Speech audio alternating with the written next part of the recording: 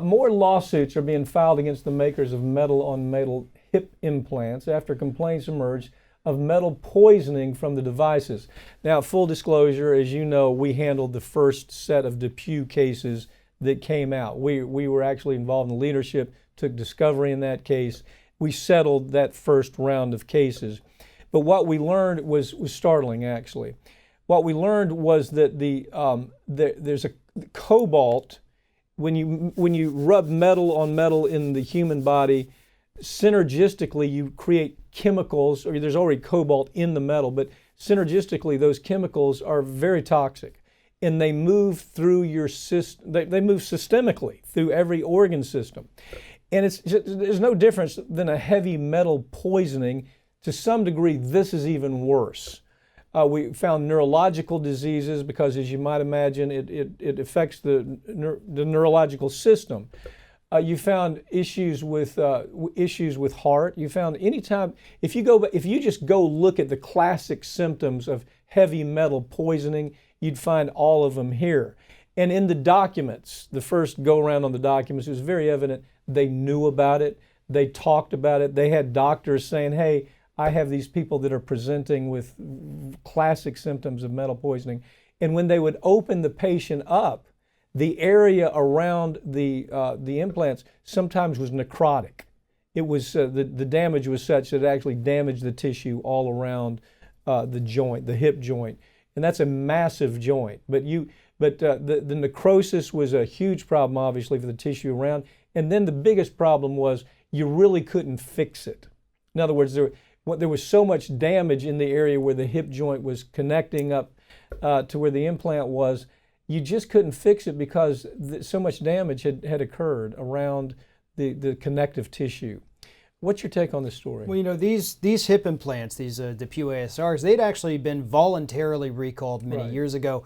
A lot of patients, obviously, the thought of having to undergo another major hip surgery, you know, you're out of commission for months, really, especially consider. So some of them were not able to do it. They understood the risks and they weren't able to, but now they're also developing the problems. You know, and it's, in other words, you were saying it was too early for them to do it back then. Right, right. So they didn't, you know, they had just come off it, and so it's really hard for them to do this. But this is, you know, you talked about that case. We've got this one here that's a continuation of that. DePuy has kind of been one of the repeat offenders here. You know, that's a subsidiary of Johnson & Johnson.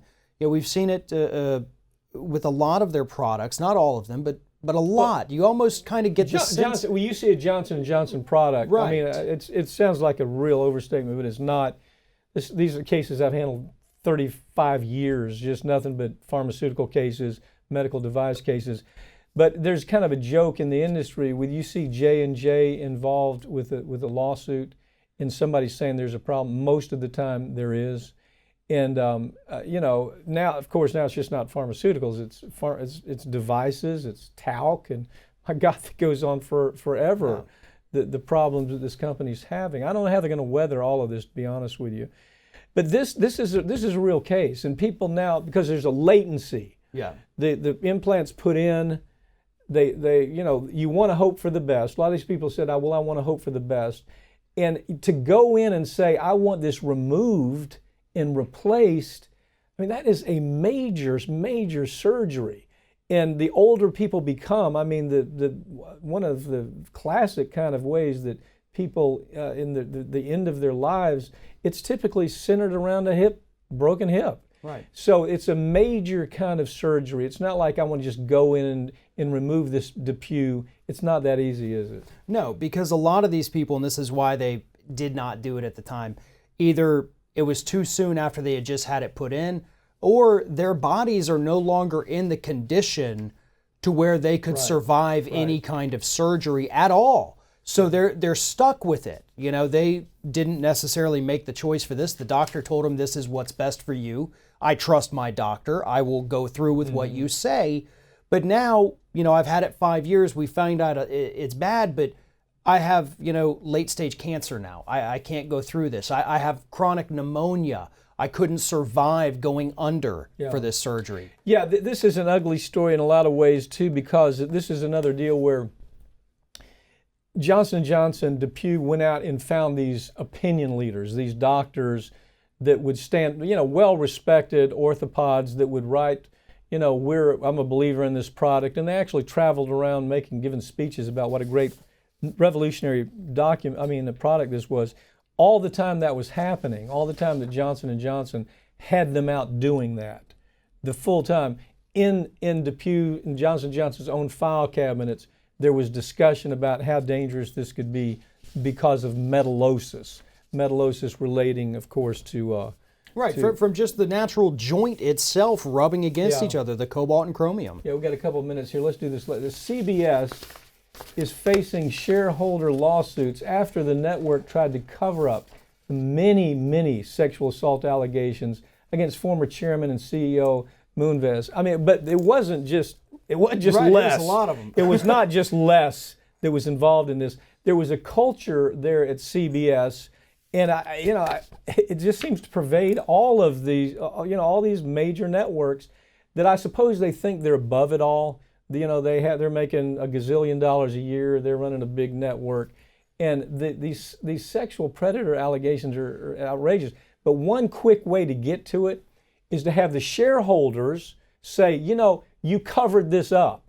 And because you covered it up, now it's going to cost me as a shareholder a lot of money. It's kind of like musical chairs. When this was going on, I didn't own your stock. Now I do own your stock, and everybody's come full circle. I'm going to have to pay for all your ignorance, your predatory stupidity. I got to pay for that. This is a lawsuit CBS better worry about. Right, absolutely. And this affects people who bought stock in the company. I think from 2014 to 2018. So we're talking about 4 years worth of people buying into this stock while this company was covering up for Moonves, for Charlie Rose, for Fager. So many people. We talk a lot about the stuff that happened at Fox News with all those folks.